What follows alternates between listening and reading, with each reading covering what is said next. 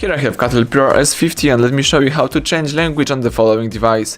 So at the very beginning, let's start by using your home screen. Let's tap apps icon, then you have to find and select the settings. Here I have settings, scroll down to the personal tab and let's tap language and input. Afterwards, you have to choose language from the top of the screen, and here you've got the full list of available languages that you can use on this device. So in my case, let me select the Espanol, for example. Let me just switch my language from English to Spanish, and as you can see right now, the whole list of settings and also applications goes into Spanish.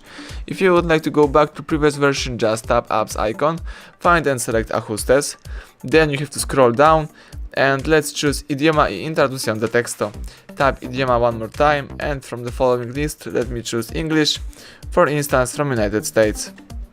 Excellent, as you can see right now you are using the English version of your device. So that's it, thank you for watching, please subscribe our channel and leave thumbs up under the video.